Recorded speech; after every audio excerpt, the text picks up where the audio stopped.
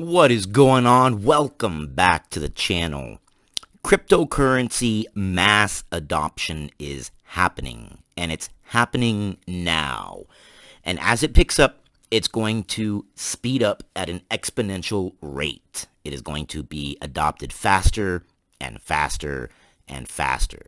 Just a mere 2 years ago, 3 years ago, let's say, if you'd have told me that we would see cryptocurrency ads everywhere, we would have a crypto.com arena. We would have people being hired out of the government treasury office into cryptocurrency and out of banks into cryptocurrency. I would have said, no, probably not. It's still the wild, wild west out here. But as time goes on and the market gets recognized and use cases get filled and people get their eyes on the market, which adds more liquidity, which adds more eyes, which adds more liquidity, mass adoption starts happening. And it happens very slow and gradual at first until it reaches about 8 to 10% of the population, and then it starts to speed. It starts to take off. And we already know that the internet, when it first came out at a rate of about 75% per year.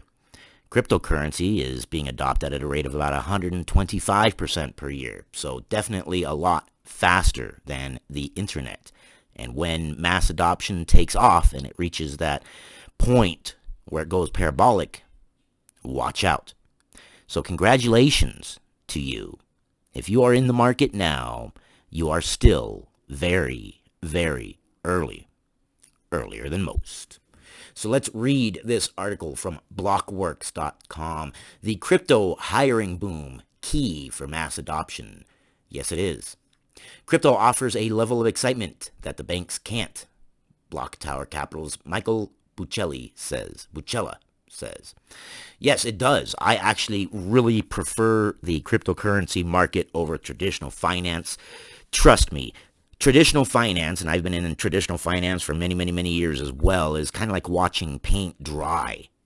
Honestly, go out in your front yard, lay down, look at the grass, get out a ruler, measure it, and watch it grow. And that's kind of like watching traditional finance compared to cryptocurrency. And cryptocurrency never sleeps. It doesn't take bank holidays.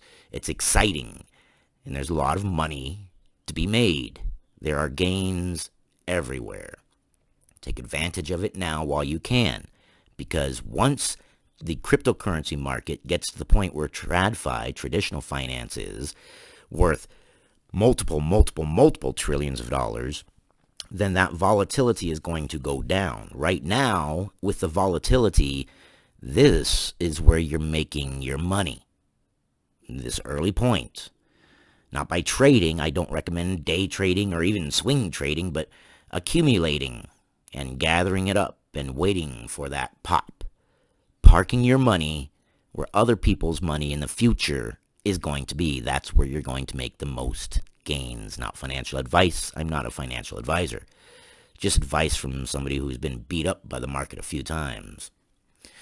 A recent trend in crypto hiring has confirmed an exodus of top talent from TradFi into the digital asset space that will surely spur mass adoption. Yeah, how many times do we hear of people from the United States Treasury Department or all these other big banks that are now suddenly sliding over into the cryptocurrency world? If you ever want to know where finances are going, look at the people who have their thumbs on the pulse of the finance world. Where are they going? Well, guess what? They're going where you already are. Congratulations again. You are early. Meltem Demirors, Chief Strategy Officer at digital asset investment firm CoinShares, spoke earlier last year of the likelihood of talent leaving TradFi. Crypto is going to drain banks of their top talent. Yeah. And it's kind of like when you're able to trip people's stop losses at 2 o'clock in the morning.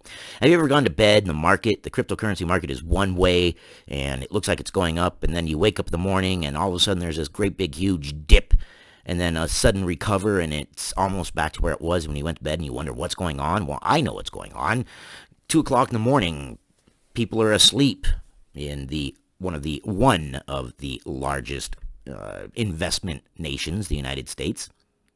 So when they're asleep, their stop losses take over. So if you have enough in the market and you're a big enough whale, you can kind of drop a huge bomb, sell a huge amount, hit the stop losses. That stop loss triggers another stop loss, which triggers another stop loss, and the price drops until it reaches the target point that you want to buy back in at, and you buy back in and you up your position. Well, that's kind of what this is like. When banks lose their top talent looks at banks and says, well, you don't have the talent. All the talent has gone to the cryptocurrency world. So I'm going to go to the cryptocurrency world. The more top talent they lose, the more top talent will go to the cryptocurrency world because that's where everybody's going. It's kind of a self-fulfilling prophecy and a revolving door. Demirors appears to have been correct. A survey carried out by executive search firm Heidrick & Struggles found that almost half of respondents had entered the crypto sector from investment banking. Yeah, I did. I was in Tradfi before I was in crypto. And I got into crypto and wow, my first experience was huge gains. And then my second experience was huge losses. More losses than I had gains. But I stuck with it and it will grow on you. The excitement of it, the watching it grow, the realization that you are earlier than most. Crypto companies have more money to spend with venture capital funding pouring into the sector. The digital asset arena is also expanding and has much greater depth when it comes to opportunities than heretofore. You had to use heretofore. Okay. Through the development of Web3, decentralized finance, non-fungible tokens, and blockchain-based gaming. Meanwhile, compensation at TradFi institutions is up considerably as they are now scrambling to compete for talent. You know that your field is coming to an end when the employers within that field are offering more and more and more to try to attract top talent. But they can't do it. Look, top talent is top talent for a reason. They have something over everybody else, whether it's connections and who they know, or whether it's the work that they do and their insight into the market. They are at the top for some sort of reason. And if the top people are leaving, you're going to have an even harder time getting top people. You're going to be the B-list. Because all the A-listers are going where the A-listers know the money is. Cryptocurrency. Coinbase alone plans on hiring 2,000 people in 2022. Another good point. You know when your project that you're investing in is doing good when they are planning mass hirings.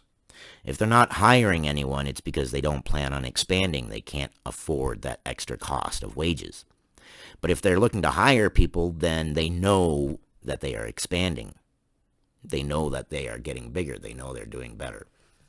Data from LinkedIn demonstrated a 615% increase in job postings containing terms such as blockchain or crypto last August compared to the previous year. That is a crazy increase. 615%. Wow. That's an amazing amount. And that makes me happy. That means people are also getting jobs. That's a 615% increase in people being able to get jobs. Amid the backdrop of the Great Resignation, people have changed how they think about life and work, making competition between the TradFi, traditional finance, and digital asset sectors even more acute. It also means that compensation is not the sole factor. No, because you don't want compensation in a job that isn't going to last. If there's a business and you know it's going belly up, why are you going to go work there? You're going to work there for a short period of time, and then you're going to leave anyway, so why not just go with the winners? According to David Duong, who recently left HSBC to head up institutional research at Coinbase, it's actually a career risk if I don't move into this space. He discounts compensation as the primary motivation and cites an emphasis on the relevance of what he actually works on as the most important factor. You want to be a part of the future. You don't want to be a part of the past. You want to be part of a dying field. You want to be a part of a burgeoning field, a budding bloom. You want to be in early, because if you're in early, it means you can move up earlier, both in status and position and in the amount of money you hold, because you're early. As money and financial systems continue to evolve, we are witnessing a shift from Tradfi to the digital asset space. A huge shift. Talented professionals in financial services want to work on relevant and cutting-edge projects. They don't want to work on dead projects. They don't want to work for a dead field, which is why we're seeing this mass adoption. As Michael Buchella of crypto investment firm Block Tower Capital put it recently, crypto offers a level of excitement that banks can't. Buchella exited Goldman Sachs for Block Tower, Buchella exited Goldman Sachs for Block Tower in 2017. The crypto market maker GSR is a good example of the Cambrian explosion that is happening in crypto and manifesting itself in the wealth of opportunities and that of the wealth of opportunities, and I wanted to put in here, the wealth of opportunities and the wealth of ourselves, advancing both at the same time. The company is now, offering, boy, I just butchered that one, forgive me.